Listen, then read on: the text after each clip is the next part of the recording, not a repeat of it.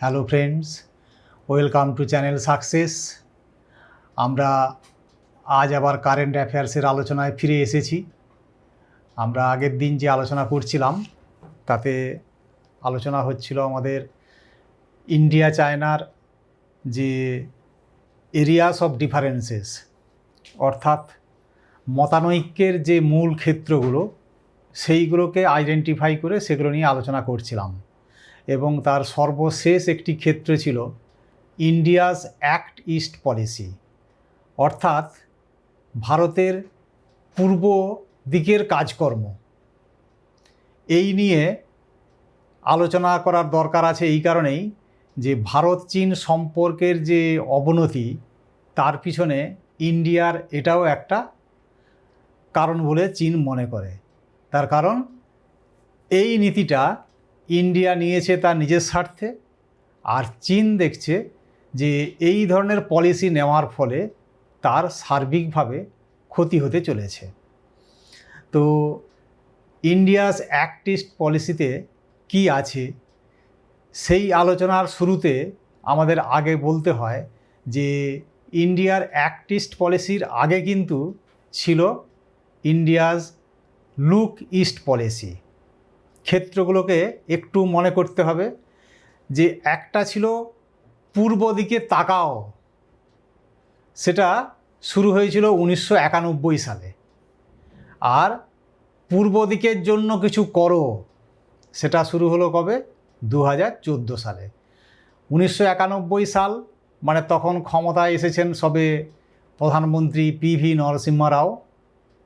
উদারীকরণ সবে শুরু হয়েছে। ব্যালেন্স অফ পেমেন্টের একটা খুব সাংঘাতিক খারাপ অবস্থা ছিল ইন্ডিয়ার, যেখানে তার তেল আমদানি করার মতো পয়সা ছিল না। খুব সিরিয়াস অবস্থা গিয়েছে ওই সময়, যার জেরে আমাদের লিবারেশনের প্রসেসে যেতে বাধ্য হয়েছিলেন তৎকালীন প্রধানমন্ত্রী এবং অর্থমন্ত্রী। আরও কিছু ব্যাপার আছে ওই সময়। 1991-92 সাল শুধু ইন্ডিয়ার ক্ষেত্রে নয়, তোমরা যদি একটু পৃথিবীর দিকেও তাকাও তাহলে দেখবে একটা র্যাডিক্যাল চেঞ্জ কিন্তু ঘটে গেছে এই 1991 সালে। কারণ কি, বা ইন্ডিয়া কেনই বা লুক ইস্ট পলিসি নিল, অর্থাৎ পূর্ব দিকে তাকাও এই নীতি নিতে গেল কেন, তার আগে নেয়নি কেন? তোমাদের অনেকের হয়তো জানা আছে যে ইউএসএসআর বা ইউনাইটেড সোভিয়েত সুপ্রিম রিপাবলিক, যেটা 1991 সালে সেটা ভেঙে যায়। তার আগে দ্বিতীয় বিশ্বযুদ্ধোত্তর কালে গোটা পৃথিবীর মানে পৃথিবীর বেশ কিছু দেশ দুটো ভাগে ভাগ হয়ে গিয়েছিল কোল্ড ওয়ার পিরিয়ডে। সেটা কি না, আমেরিকার নেতৃত্বে কিছু দেশ আর রাশিয়ার নেতৃত্বে, মানে রাশিয়া নয় তখন বলতে হবে ইউএসএসআরের নেতৃত্বে কিছু দেশ। এইভাবে যখন গোটা দুনিয়া দ্বিধাবিভক্ত হয়ে গিয়েছে সেই সময় ইন্ডিয়া নাম শুরু করলো। নাম মানে নন অ্যালায়েন্ড মুভমেন্ট, অর্থাৎ কোনো পক্ষে যোগদান করা নয়, নির্জোট আন্দোলন। নন অ্যালায়েন্ড মুভমেন্ট অর্থাৎ আমি কোনো জোটে নেই, না আমেরিকার জোটে না রাশিয়ার জোটে। অর্থাৎ কোল্ড ওয়ারে যে দুটো লিডিং কান্ট্রি, দুটো শক্তিধর দেশ যারা নিজেদের মধ্যে ঠান্ডা লড়াই শুরু করেছিল, তাদের পিছনে সাপোর্টার বেশ কিছু দেশ জুটে গিয়েছিল। ইন্ডিয়া কিন্তু ওই দুটো গ্রুপ থেকে সেপারেট থেকে নাম শুরু করেছিল, অর্থাৎ নন অ্যালায়েন্ড মুভমেন্ট বা নির্জোট আন্দোলন। অর্থাৎ আমি কোনো পক্ষেই নেই, আমি নিরপেক্ষভাবে থাকছি। তা সত্ত্বেও ইন্ডিয়া কিন্তু তার একটু বায়াসনেস দেখিয়ে গেছে বরাবরই রাশিয়ার সঙ্গে। রাশিয়া মানে এটা ইউএসএসআরের সঙ্গে। ইউএসএসআরের সঙ্গে তার দোস্তি থাকার ফলে সে আর্থিক দিক থেকে, প্রযুক্তিগত দিক থেকে এবং স্পেস রিসার্চের দিক থেকেও বলা যায় অনেকখানি সহায়তা ইউএসএসআর থেকে পেয়েছে। তার বন্ধু দেশ, ইন্ডিয়ার বন্ধু দেশ সেই 80-র দশক থেকে শুরু করে ইন্ডিয়ার বন্ধু দেশ ছিল ইউএসএসআর। কিন্তু 1991 সালে ইউএসএসআর ভেঙে গেল।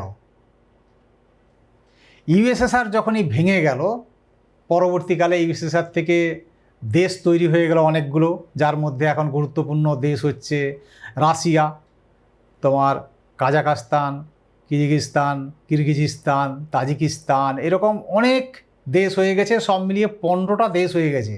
যেটা একটা দেশ ছিল ইউএসএসআর, সেটা ভেঙে আস্তে আস্তে এ পর্যন্ত 15টা দেশে পরিণত হয়ে গেছে। 1991 সালের ঘটনা এটা। তো 1991 সালে যখন এই ঘটনা ঘটে গেল, তখন কিন্তু বিশ্বের যে সমীকরণটা চেঞ্জ হয়ে গেল। ইন্ডিয়া তার বিপদে আপদে সাপোর্ট করার জন্য যে একটি শক্তিধর দেশের সাহায্য পাচ্ছিল ইউএসএসআরের, সেই ইউএসএসআরের অস্তিত্ব আর নেই। এই অবস্থায় সে কার কাছ থেকে সাহায্য এক্সপেক্ট করবে? তখন সে নিল লুক ইস্ট পলিসি। তাহলে বোঝা গেল যে আমাদের 1991 সালে যে লুক ইস্ট পলিসি নেওয়া হয়েছিল, পূর্ব দিকে তাকাও নীতি, সেই পূর্ব দিকে তাকাও নীতির প্রেক্ষাপট ছিল এটা। এবার যখন এই পলিসি নেওয়া হলো, তখন আমাদের প্রধানমন্ত্রী ছিলেন পিভি নরসিম্হা রাও। ওই সময়ে বললাম আমাদের একটা অর্থনৈতিক সংকট, যেটা বিওপি অর্থাৎ ব্যালেন্স অফ পেমেন্ট শুরু হয়েছিল, ক্রাইসিস শুরু হয়েছিল। ওই ক্রাইসিস মোকাবিলা করে বেরিয়ে আসার সুযোগ তেমন পাওয়া যাচ্ছিল না, যার জন্য তোমরা জানো ওই সময়ই আমাদের গভর্নমেন্টের তরফ থেকে এলপিজি নেওয়া হয়, অর্থাৎ লিবারাইজেশন, প্রাইভেটাইজেশন, গ্লোবালাইজেশন। এই তিনটে নীতির ওপর বেস করে আমাদের তখন অর্থনীতি এবং বিদেশ নীতি চালিত হয়। তো এই যে লুক ইস্ট পলিসি ছিল, সেই লুক ইস্ট পলিসির গুরুত্বপূর্ণ ব্যাপারগুলো কী ছিল? পূর্ব দিকে তাকাও মানে কি, আমরা বাণিজ্যের জন্য, আমাদের ইম্পোর্ট করার জন্য আমরা এখন এই পূর্ব দিকে যে দেশগুলো, ইন্ডিয়ার পূর্ব দিকের যে দেশগুলো আছে, সেই দেশগুলোকে আমরা এখন গুরুত্ব দেবো। সেই হিসেবে ইন্ডিয়ার লুক ইস্ট পলিসি নেওয়া হলো। তার স্যালিয়েন্ট যে ফিচারগুলো ছিল সেটা হচ্ছে যে আমাদের তখন ইকোনমিক ক্রাইসিস চলছে ইন্ডিয়ার। Due to economic crisis India had a very fragile economy and it was in a transitional phase. যেটা বললাম যে আমাদের বিওপির অবস্থা খুব খারাপ ছিল এবং অর্থনীতির ওই এলোমেলো অবস্থায় আমাদের একটা ট্রানজিশনের খুব প্রয়োজন ছিল, আমাদের একটা পরিবর্তনের খুব প্রয়োজন ছিল, যে পরিবর্তনটা 1991 সালে ঘটানো হলো। তো সেই ট্রানজিশনাল ফেজে আমাদের লুক ইস্ট পলিসি নেওয়া হলো। Focus was more on boosting economic cooperation. আমাদের লুক ইস্ট পলিসির গুরুত্বপূর্ণ দিক ছিল কি না, ইকোনমিক কোঅপারেশন, অর্থনৈতিক সহযোগিতা বাড়িয়ে অর্থনীতিকে কী করে বুস্ট আপ করা যায়, অর্থাৎ তাকে সমৃদ্ধ করা যায়, তাকে ব্যবসা বাণিজ্যের দিক দিয়ে তাকে ভরিয়ে তোলা যায়। এই বুস্টিং আপ একটা এর গুরুত্বপূর্ণ দিক ছিল। India was then heavily dependent on Soviet Union, যেটা বললাম ইউএসএসআরের উপর নির্ভরশীল ছিল।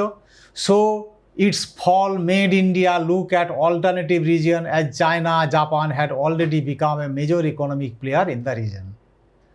চায়না, জাপান ওরা ইতিমধ্যে ওই পূর্ব দিকের বাজার, আমাদের পূর্ব দিকের যে বাজার অর্থাৎ চীন আর জাপানের দক্ষিণ দিকের বাজার, তারা কিন্তু আগেই দখল করে নিয়েছে, একটা গুরুত্বপূর্ণ প্রভাবও ফেলে রেখেছে। ইন্ডিয়ার মনে হলো যে এই ভাতৃপ্রতিম যে দেশগুলো এখানে রয়েছে সেগুলোর দিকে তাকিয়ে আমাদের অর্থনীতিকে চাঙা করার জন্য আমাদেরকেও ভাবনা চিন্তা করতে হবে। Focus on trade and investment with south Asian countries only but not on quad.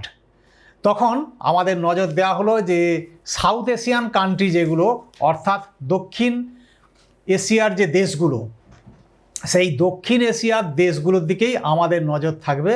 আমাদের কিন্তু তখন কোয়াডের দিকে নজর দেওয়া হয়নি। কোয়াডটা কাদেরকে নিয়ে হয়েছিল? কোয়াড ছিল ইন্ডিয়া, ইউএসএ, জাপান আর অস্ট্রেলিয়া, এই 4টে দেশে মিলে এরা কোয়াড তৈরি করেছিল, চতুর্ভুজ এরা হয়েছিল। এদের উদ্দেশ্য ছিল কি না, একটা ফ্রি, ওপেন আর প্রসপারাস একটা রিজন তৈরি করা। কোথায় না, ইন্দো প্যাসিফিক রিজন, ভারত মহাসাগর এবং প্রশান্ত মহাসাগরীয় এলাকায় একটা ফ্রি, ওপেন আর প্রসপারাস জোন তৈরি করা, তার উদ্দেশ্য ছিল কোয়াডের। তো কিন্তু আমাদের এই সময়ে কোয়াডের দিকে নজর দেওয়া হয়নি, আমাদের নজর দেওয়া হলো শুধুমাত্র সাউথ এশিয়ান কান্ট্রিগুলোর দিকে। Historical ties between India and Asian were not given much importance and therefore not capitalised in the look east policy. Look east policy থেকে আমরা খুব বেশি বেনিফিট পাইনি, আমরা খুব বেশি কিছু লাভ করতে পারিনি, ক্যাপিটালাইজ করতে পারিনি।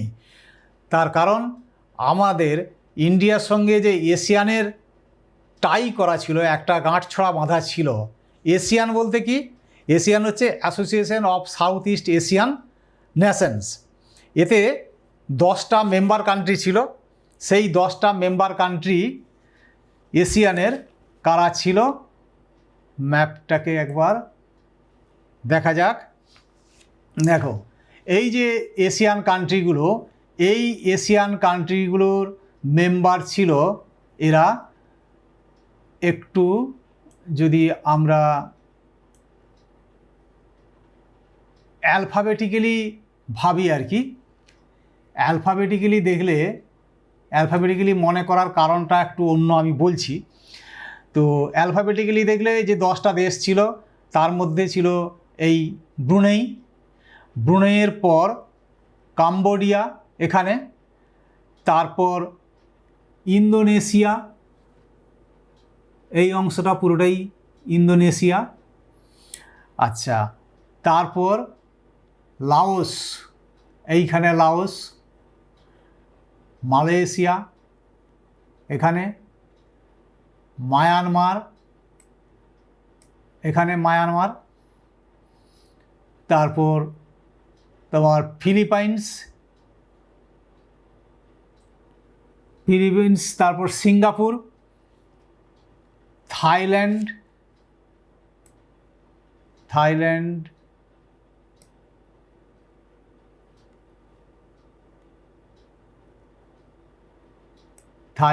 আর ভিয়েতনাম। এখানে থাইল্যান্ড আর এখানে ভিয়েতনাম। তো এই হচ্ছে 10টা কান্ট্রি, এইগুলো হচ্ছে এর দিকে বলা হয় এশিয়ান। এই 10টা কান্ট্রির নাম তোমাদের কিন্তু মনে রাখা দরকার আছে। এই 10টা কান্ট্রি যে এশিয়ানের যে কান্ট্রিগুলো, এই কান্ট্রিগুলোর মানে উদ্দেশ্য কী ছিল না, এদের উদ্দেশ্য ছিল যে আমরা নিজেদের মধ্যে একটা অর্থনৈতিক উন্নয়ন ঘটাবার জন্য পারস্পরিক সহযোগিতা করব। এটা association of south east Asian Nations. তো এই যে 10টা দেশ ছিল, এই 10টা দেশে এদের অ্যানুয়ালি একটা করে মিট হয়, বছরে একবার করে মিট হয় এবং একজন চেয়ারম্যান হয়, একটা দেশের চেয়ারম্যান হয়। এবং সেই চেয়ারম্যানশিপটা কিভাবে আসে না, এই দেশ যেগুলো বললাম অ্যালফাবেটিক্যালি বললাম, অ্যালফাবেটিক্যালি বলার পিছনে কারণটা হচ্ছে এটাই যে এখানকার এই এশিয়ানের চেয়ারম্যান যারা হয়, তারা ওই ইংরেজিতে যে নামগুলো আসছে পরপর, যেমন প্রথমে আসছে ব্রুনেই, ব্রুনেইয়ের পর আসছে কাম্বোডিয়া, মানে বি তারপর সি, তার মানে প্রথমে হবে ব্রুনেইয়ের একজন চেয়ারম্যান, তারপর কাম্বোডিয়ার, তারপর সি এর পর ছিল কি ইন্দোনেশিয়া, ব্রুনেই, কাম্বোডিয়া, তারপর ছিল ইন্দোনেশিয়া, তার মানে ইন্দোনেশিয়ার হবে। এইভাবেই অ্যালফাবেটিক্যালি এটা হওয়ার কথা। এখন আমাদের এই 2020 সালে 2020 সালে এশিয়ানের চেয়ারম্যান হচ্ছে ভিয়েতনাম মানে একদম লাস্ট কান্ট্রিতে, অ্যালফাবেটিক্যালি সাজালে এশিয়ানের যে 10টা দেশ হয় তার ভিয়েতনাম হচ্ছে লাস্ট কান্ট্রি হয়ে যায়, ভিয়েতনাম চলছে। তাহলে ভিয়েতনাম চলছে মানে এরপর আবার শুরু হবে কোত্থেকে, ব্রুনেই থেকে।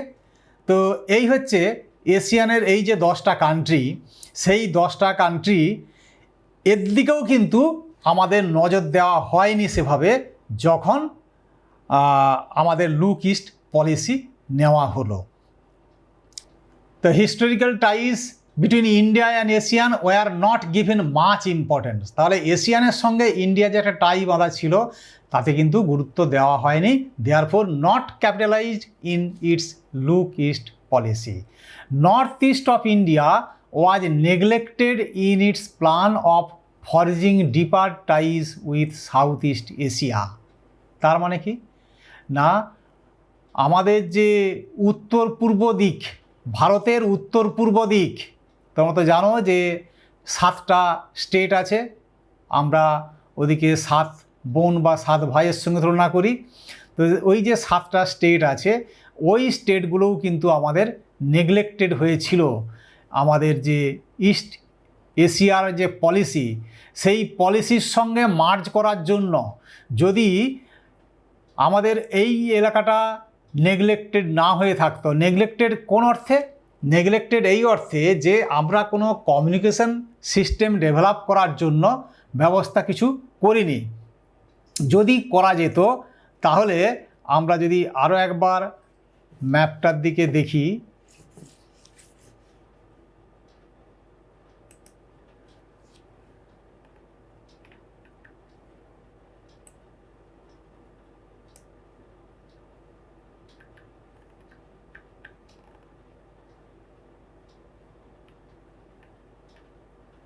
ইন্ডিয়ার এই যে অংশটা, ইন্ডিয়ার এই যে পশ্চিমবঙ্গ থেকে এই যে এদিকে আসাম, মেঘালয়, নাগাল্যান্ড, মণিপুর, ত্রিপুরা, মিজোরাম, এর সঙ্গে আমাদের মায়ানমারের যোগ আছে। মায়ানমার থেকে আমাদের এদিকে ভিয়েতনাম, লাওস এসবে আসার সুযোগ আছে, কিন্তু আমরা সেই কমিউনিকেশনের কোনো ব্যবস্থাই করিনি। যেটা আমরা আগের দিন আলোচনা করছিলাম যে চীন একটা করছে, বিআরআই করছে, বর্ডার রোড ইনিশিয়েটিভ নিয়ে গোটা বিশ্ব জুড়ে একটা কমিউনিকেশন সিস্টেম ডেভেলপ করছে। আর করছে কি, স্ট্রিং অফ পার্লস কমিউনিকেশনের জন্য। আমাদের এই সেক্টরটা অবহেলিত হয়েছিল যখন আমরা লুক ইস্ট পলিসি নিয়েছি।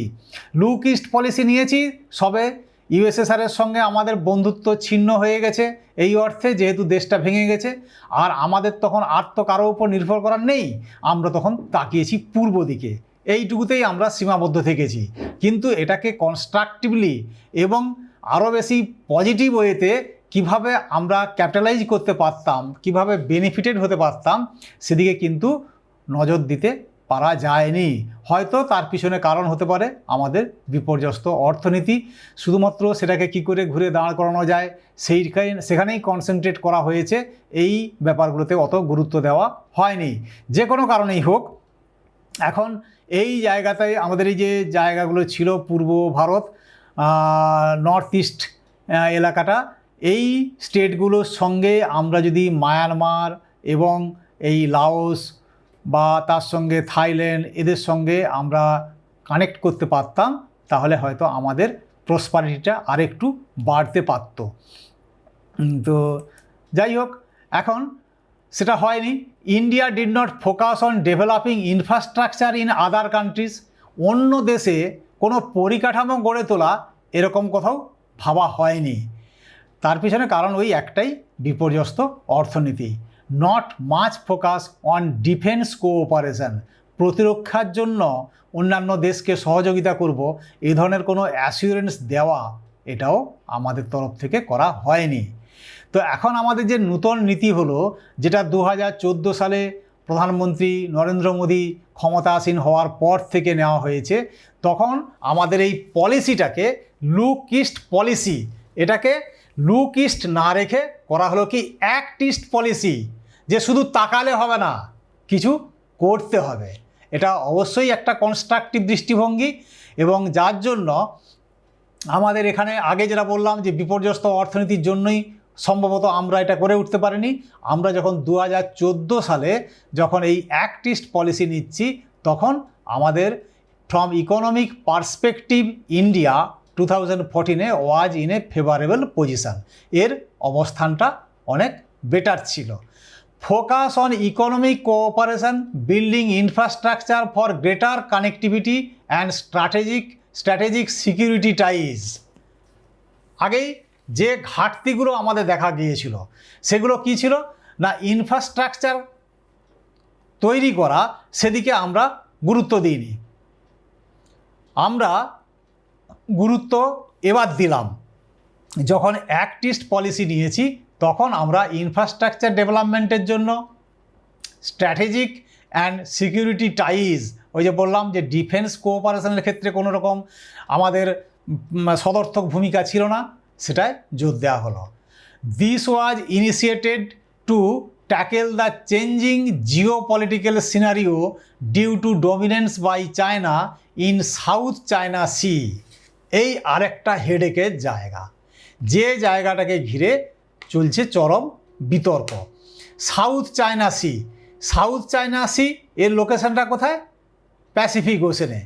এবার ওই প্যাসিফিক ওশেনে যে দেশগুলো ওখানে রয়েছে, সাউথ চায়না সি লাগোয়া যে দেশগুলো রয়েছে, ওখানে 10টা দেশ ওখানে রয়েছে। আমরা এশিয়ানের জন্য যে 10টা দেশের কথা বলছিলাম, সেই 10টা দেশের মধ্যে থেকে 8টা দেশ তো রয়েইছে, মানে ওখানে বাদ যাবে কে? মায়ানমার বাদ যাবে। আর বাদ যাবে কে না, লাওস। লাওস আর মায়ানমার এগুলো হচ্ছে ল্যান্ডলকড হয়ে আছে, ওরা সাউথ চায়না সি এর সঙ্গে কোনো বর্ডার শেয়ার করছে না। লাওস আর মায়ানমার বাদ দিলে বাকি ম্যাপটা একবার দেখে নেওয়া যাক। ম্যাপটা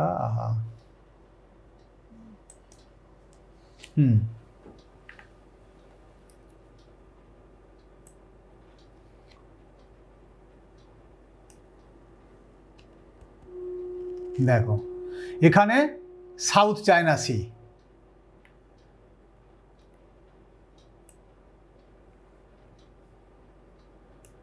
সাউথ চায়না সি, এই যে South China Sea, South China Sea থেকে আমরা এশিয়ানের যে দুটো কান্ট্রি, এশিয়ানে 10টা কান্ট্রি ছিল, 10টা কান্ট্রির মধ্যে এই মায়ানমার আর লাওস, লাওসের সঙ্গে দেখতেই পাচ্ছ সাউথ চায়না সি এর কোনো যোগাযোগ নেই। এখানে যে বর্ডারটা আছে সে হচ্ছে ভিয়েতনামের বর্ডার। ভিয়েতনাম আর লাওস এত পাশাপাশি আছে, এদেরকে চেনা খুব মুশকিল হয়ে যায়।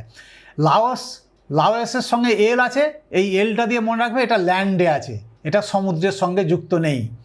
আর ভিয়েতনাম এ মনে করবে যে ভার্জ, মানে অর্থাৎ সমুদ্রের ভার্জে কিনারে রয়েছে।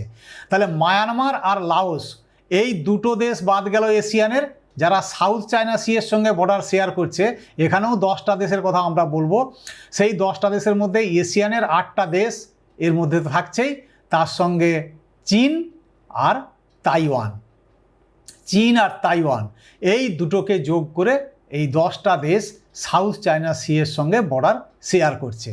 তো এবার এই সাউথ চায়না সি এর ওপর চীন মনে করে যে এর নাম তো চীন, সাউথ চায়না সি কেন নাম হয়েছে? কারণ ওটা আমার জায়গা, কাজেই তার ডমিনেন্স ওখানে বজায় রাখা চাই। সে ওখানে কাউকেই ছড়ি ঘোরাতে দিতে রাজি নয়। কিন্তু তাই বলে সবাইকে এটা মেনে নিতে পারে? এটা কি আমেরিকা মেনে নেবে, মানে মার্কিন যুক্তরাষ্ট্র ইউএসএ, না জাপান মেনে নেবে, না অস্ট্রেলিয়া মেনে নেবে? কেউ মেনে নিতে রাজি নয়। আর ভারতও দেখলো যে আমার এই জায়গায় আমার যেহেতু একটা প্রয়োজন রয়েছে, এই সমস্ত কান্ট্রিগুলোর সঙ্গে আমার একটা সখ্যতা গড়ে উঠছে, তাহলে আমারও তো এখানে বিরোধিতা করার কোনো প্রয়োজন আছে। তাই এখন ওই সাউথ চায়না সি নিয়ে যখন দেখা যাচ্ছে চীন তার ডমিনেন্স শুরু করতে যাচ্ছে, তখন তার পথে কিন্তু অন্তরায় হয়ে দাঁড়াচ্ছে এই কতগুলো leading country, Japan, USA, Australia, India, এবং ওখানকার দেশগুলো তো রয়েইছে। তারাও কেউ চায় না, এটা চায় না যে চীন ওখানে এসে ওইভাবে সবার উপর ছড়ি ঘোরাক। তো এখানে তোমাদেরকে মাঝে মাঝে আমি জিজ্ঞেস করেছি মালাক্কা প্রণালী নিয়ে। মালাক্কা প্রণালীটা কোথায়? মালাক্কা প্রণালী দেখো যে এই মালাক্কা প্রণালী দিয়েই একমাত্র ইন্ডিয়ান ওশান আর বে অফ বেঙ্গলের এই যে পার্টটা আন্দামান সি, আমাদের এখান থেকে প্যাসিফিক ওশানে ঢোকার যে জায়গা, সেটা কিন্তু এই মালাক্কা প্রণালী।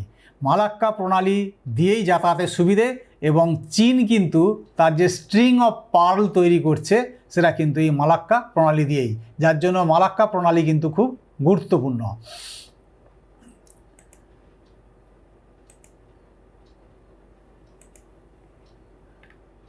তো আমাদের তাহলে কি হলো, this was initiated to tackle the changing geopolitical scenario due to dominance by China in South China Sea and its increasing influence in the Indian Ocean।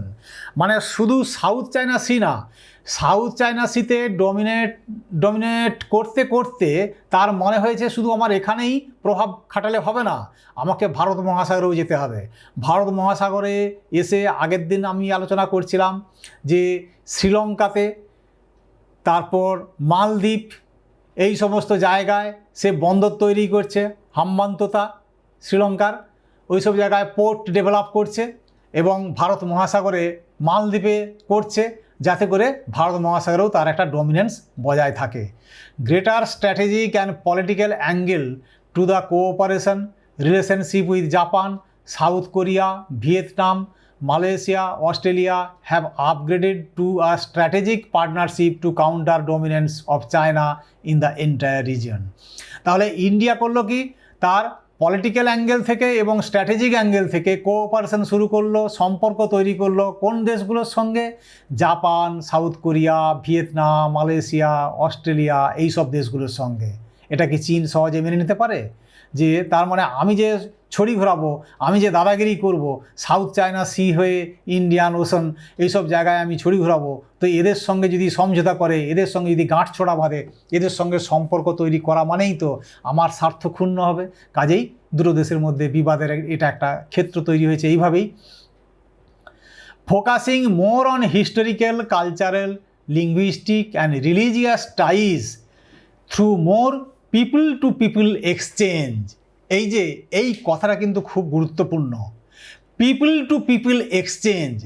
একটা রাষ্ট্রের সঙ্গে রাষ্ট্রের সম্পর্ক তখনই সুদৃঢ় হতে পারে যদি পিপল টু পিপল এক্সচেঞ্জ হয়। আমরা এতদিন ধরে বিভিন্ন দেশের সঙ্গে যে সম্পর্ক তৈরি করে আসছি সেটা হচ্ছে রাষ্ট্রনায়কদের সঙ্গে রাষ্ট্রনায়কদের সম্পর্ক, কিন্তু পিপল টু পিপল রিলেশন আমরা যেটা বলছিলাম নেপালের সঙ্গে সম্পর্ক আলোচনায়, যে ওখানে আমাদের একটা ধর্মীয় সম্পর্ক রয়েছে, বৈবাহিক সম্পর্ক রয়েছে, একটা ফ্যামিলি টাই যেন বাঁধা হয়ে আছে দুটো দেশের মধ্যে। এই যে সম্পর্ক, এটা হচ্ছে একটা ঘনিষ্ঠ সম্পর্ক, এটা গভীরতর সম্পর্ক। এই সম্পর্ক চট করে ছিন্ন করা যায় না। তো আমাদের এখন নজর দেওয়া হলো কিসে না, পিপল টু পিপল কানেকশানে। তার জন্যই জোর দেওয়া হয়েছে কিসে, historical, cultural, linguistic and religious ties. একটা এশিয়ানস ইন্ডিয়ান সাবকন্টিনেন্ট যে বলা হতো, ইন্ডিয়ান সাবকন্টিনেন্ট বলে কিন্তু একটা বিশাল অংশকে বোঝানো হতো। আমাদের প্রাচীনকালের রাজারা আঙ্কোর ভাট মন্দির নির্মাণ করেছেন এবং এই রকম যে আমাদের ইস্ট এশিয়াতে অনেক দেশের সঙ্গেই আমাদের পূর্বপুরুষরা সব ওখানে বসবাস করছে। আমাদের ভাষা, আমাদের সংস্কৃতি সব কিছুর সঙ্গেই একটা যোগ আছে, ঐতিহাসিক যোগ তো আছেই। তো সেইগুলোকে একটু রিনিউ করে তাদের সঙ্গে সম্পর্কটাকে আরও একটু সাবলীল করার, খুব মানে ডিপার সম্পর্ক করার একটা চেষ্টা চলছে।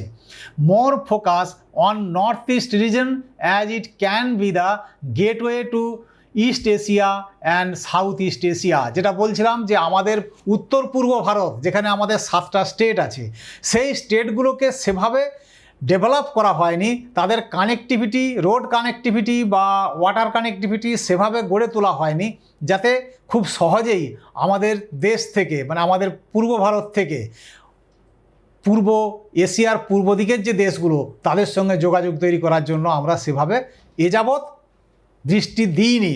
কিন্তু আমাদের অ্যাক্ট ইস্ট পলিসির মধ্যে সেটা এসে গেছে এবং Japan is helping India by providing funds for many infrastructure project.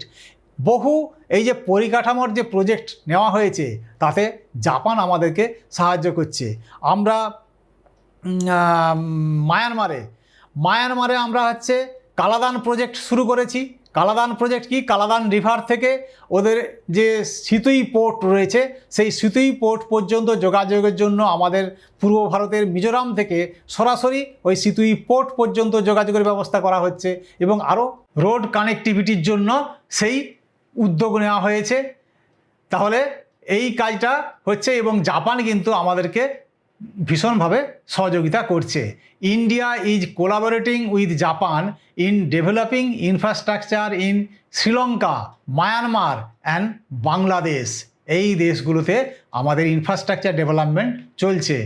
Greater focus on defence cooperation, আমাদের প্রতিরক্ষা জন্যও কিন্তু আমাদের একটা সহযোগিতার বাতাবরণ তৈরি হয়েছে।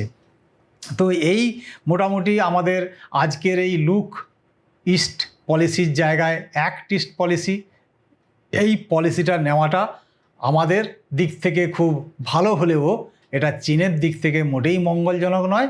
তাই চীনের সঙ্গে আমাদের মনোমালিন্যের এটাও বা বিবাদের এটাও একটা ক্ষেত্র। তো ঠিক আছে, থ্যাংক ইউ। আমরা পরদিন আলোচনা করব কিছু গভর্নমেন্টের স্কিম নিয়ে, স্টেট গভর্নমেন্ট এবং গভর্নমেন্ট অফ ইন্ডিয়া বেশ কিছু স্কিম যেগুলো খুব গুরুত্বপূর্ণ এবং কাজে লাগবে। এই সম্পর্কে কিছু আলোচনা পরদিনে থাকবে। Thank you.